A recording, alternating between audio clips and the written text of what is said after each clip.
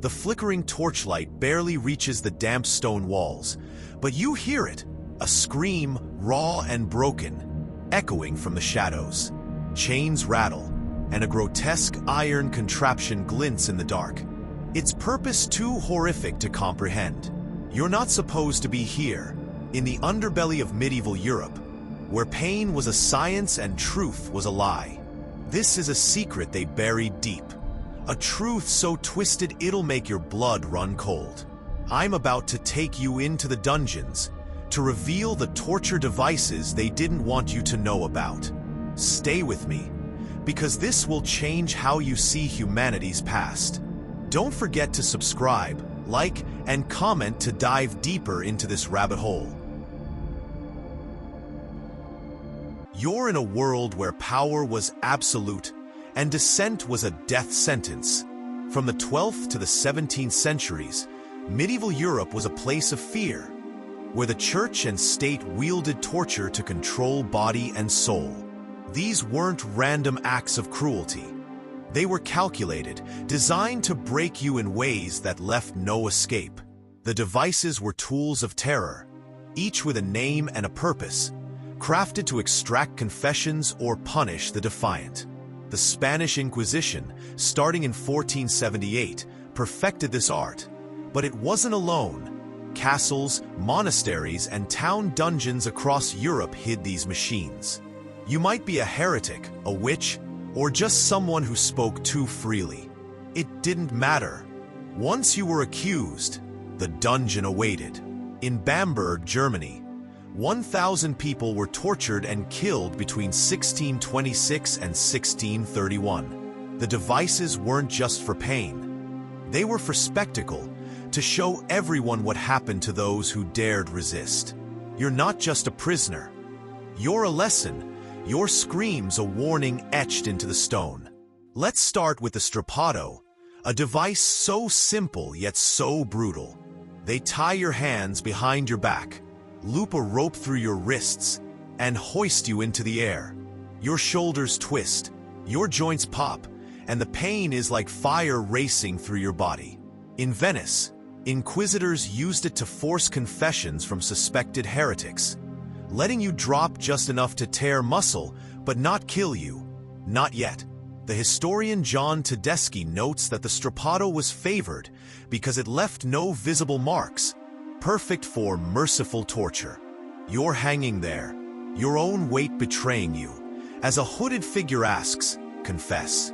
You might scream out a lie just to stop the pain. But that's what they want. In 1587, Valperga Hosmanen, a midwife, endured the strapado for weeks before confessing to impossible crimes. The truth didn't matter. The device did. You're not just suffering. You're being remade. You're crushed under the weight of their questions. Now, picture the rack, the medieval torturer's masterpiece. You're stretched across a wooden frame, your wrists and ankles bound to rollers. With each turn of the crank, your body is pulled, inch by agonizing inch, until your joints dislocate and your screams fill the dungeon. Used across Europe, from England to Spain, the rack was a favorite for extracting confessions. In 1533, Elizabeth Barton, a nun, was racked for prophesying against King Henry VIII. The pain was so unbearable that most confessed to anything: witchcraft, treason, heresy. The chronicler William of Malmesbury described victims stretched until their bones cracked like dry wood. You're not just a body on the rack. You're a canvas for their power, your agony painting a picture of obedience. The worst part? They'd stop just short of death, so you'd live to suffer again. You're trapped in a machine that doesn't just break your body, it breaks your hope. Then there's the witch's chair, a nightmare of iron and spikes. You're forced to sit on a metal seat studded with hundreds of sharp points, sometimes heated until it glows red. In Bamberg, during the witch trials, victims sat for days, the spikes piercing their flesh with every movement. The chair wasn't just for pain. It was for humiliation, stripping you of dignity as you bled. Records from 1629 describe a woman named Anna Spengler enduring the chair until she confessed to consorting with the devil. The torturers believed they were saving your soul, purging evil with every scream. You're not just sitting, you're burning, body and spirit, as the crowd outside hears your cries and whispers prayers for your salvation. This wasn't random cruelty. It was a ritual designed to make you betray yourself, to make you believe you deserved it. The pear of anguish is next, a device so vile it was whispered about in shadows. A metal pear-shaped tool, inserted into your mouth, vagina, or rectum, then expanded with a screw until tissue tore and bones cracked. Used in France and Italy, it was reserved for sins of the flesh, blasphemers, adulterers, or those accused of witchcraft. The 16th century writer Antonio de Torquemada described it as a torment that left no hope. You're not just in pain, you're violated. Your body turned against you in the most intimate way. The pear wasn't meant to kill. It was meant to destroy, to leave you alive but broken. Imagine the terror, knowing the device is inside you, the screw turning, and the torturer's face is blank, as if this is just another day. You're not a person anymore. You're proof of their righteousness. You're suffering a sermon in their war against sin. The final horror is the breaking wheel, a public spectacle that turned death into theater. You're tied to a large wooden wheel, your limbs spread across the spokes. The executioner swings a heavy iron bar, shattering your bones one by one, arms, legs, spine. While the crowd watches, some jeering, some silent. In France, the rouet was used for thieves and rebels. In Germany, it was for witches. The 17th century execution of Peter Stump, accused of being a werewolf, saw him broken on the wheel before his head was struck off.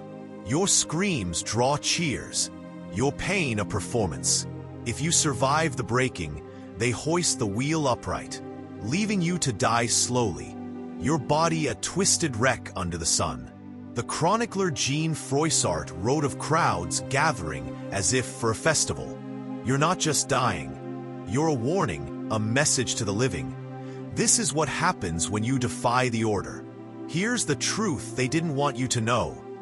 These devices weren't accidents.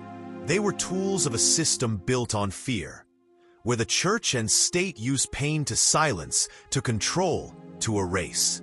Between 40,000 and 60,000 people died in Europe's witch hunts alone, many tortured by these machines. The torturers weren't monsters.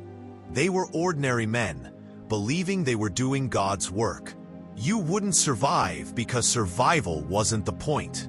These devices were designed to break you, to make you confess to lies, to turn you into a story that kept others in line. This isn't just history, it's a mirror, showing what happens when power fears truth. You're in that dungeon, hearing the clank of iron, knowing there's no way out. Ask yourself, what tools are we still using to silence the truth? Subscribe, like, and comment to keep uncovering the secrets they buried.